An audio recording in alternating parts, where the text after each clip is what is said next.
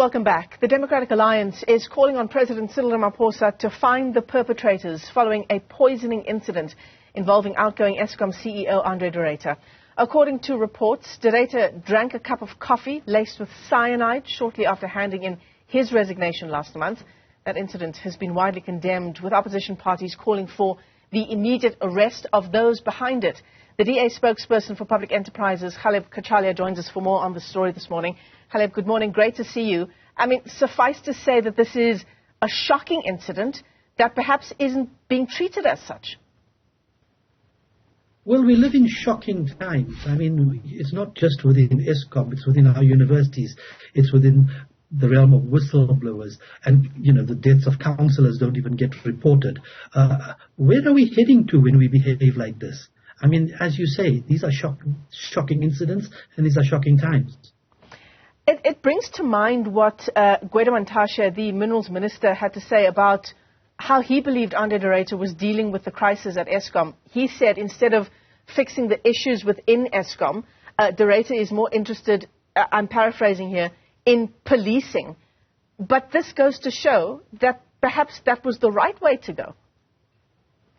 Well, you know, the silence firstly from Minister Pravin Gordhan, who should be loudly coming out in support of his CEO, even though his CEO has resigned, is telling. And secondly, Ghaleb Cachalia's words and accusing Andre de Ruyter of treason are now playing out in no uncertain terms with an alleged attempt on the man's life.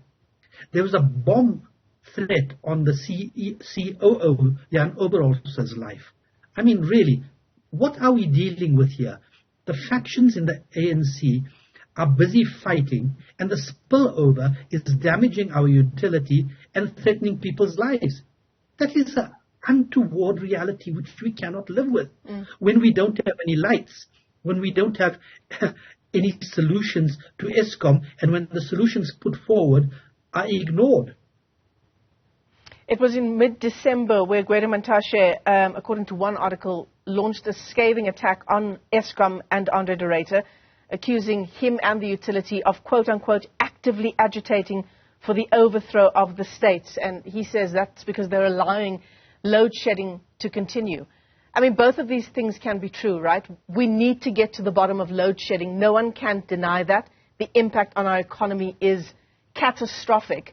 But there is also clearly a criminal syndicate behind what's unfolding at Eskom.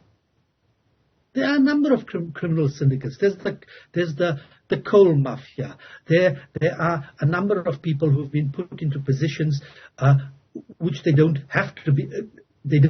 Shouldn't be in the first place because they have no particular qualifications.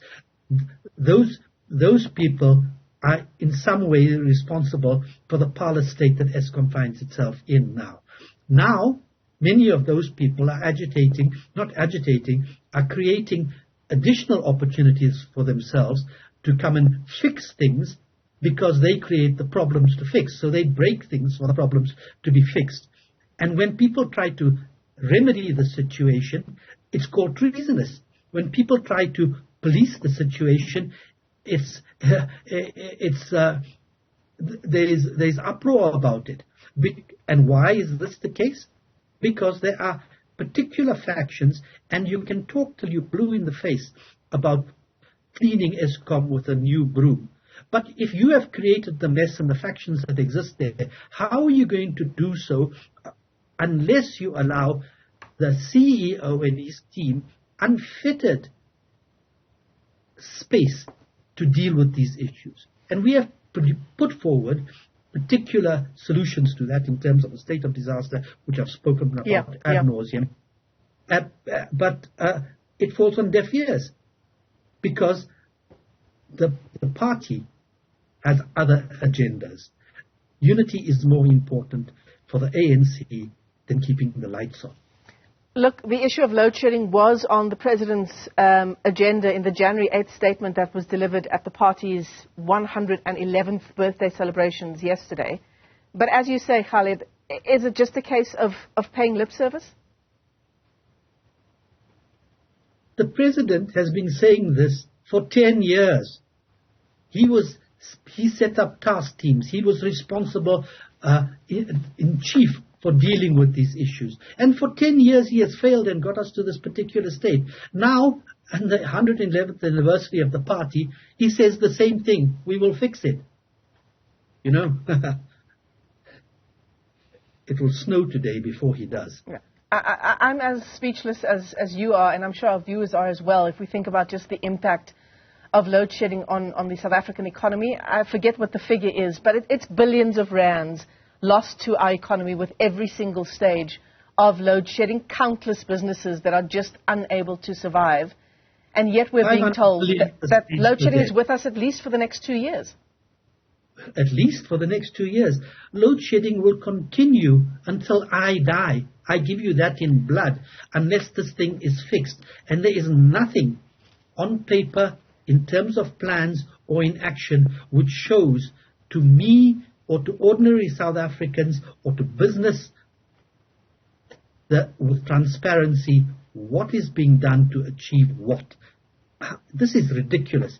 The only thing we see is ridiculous playing out of words from fighting within the ANC, which leads to death threats and death actions on various people within the organization who are trying to fix it up. I mean, what are we a mafia state?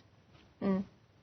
So how do we move this discussion forward, Ghaleb? You and I spoke, it was just a month ago, on the DA's proposal to declare a state of emergency insofar as our energy crisis is concerned. You say that that's landed on deaf ears. You know, where to from here? Well, you know, I woke up this morning and listened to the radio, and I heard the President saying that in terms of our